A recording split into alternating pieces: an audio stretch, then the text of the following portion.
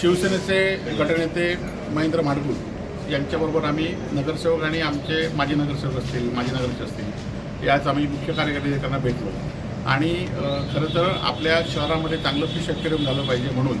विशेष बाब म्हणून उद्धव ठाकरे मुख्यमंत्री असताना आपण जवळजवळ 5 कोटी रुपयाचा निधी आणला होता की त्याचं फिश ॲक्वेरियमचं जमिनीचं ॲक्विशन काढण्यासाठी आणि ॲक्विशन करण्यासाठी राज्य सरकारने कधी निधी येत नाही, परंतु तो आला होता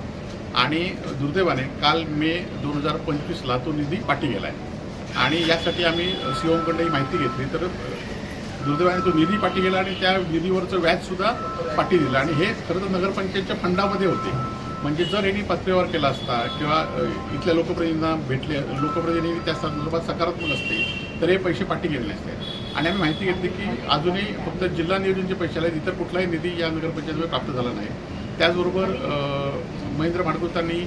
शहरामधील अतिक्रमण असतील, लाईटची व्यवस्था असेल, कचऱ्याची व्यवस्था या संदर्भात सुद्धा आम्ही त्यांना भेटलो आहे आणि आमची भूमिका सांगितली आहे. त्याचबरोबर आम्ही जिल्हाधिकाऱ्यांना सुद्धा लवकरच या संदर्भात भेटणार आहोत आणि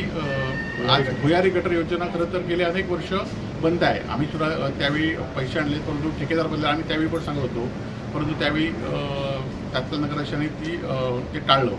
आणि आतासुद्धा ते भुयारी गटरचं पुढची योजना कशी होणार आहे किंवा पाणी योजनेसुद्धा तसंच होता कामा नये, कारण ही जवळजवळ 100-150 कोटीची कामं आमची सत्ता असताना आम्ही ते पैसे आणले होते, परंतु त्यातला योग्य वेळ झाला पाहिजे म्हणून आमचे नगरसेवक त्यावर लक्ष राखतील. आम्ही नगराध्यक्षांना सुद्धा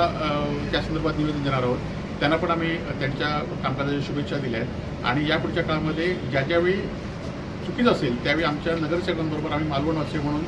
जो आम्हाला मालवणवासियांनी जो मतदानासाठी आम्हाला अधिकार दिला आहे किंवा आमच्यावर विश्वास दाखवला आहे त्याला आम्ही ज्या ठिकाणी नगरपंचायतीला योग्य अशी भूमिका असेल, योग्य सहकार्य असेल ते आम्ही करू. परंतु चुकीचा वापर असेल तर आम्ही त्यांना विरोध शासन स्तरावर आम्ही वेगवेगळ्या स्तरावर आम्ही विरोध करू.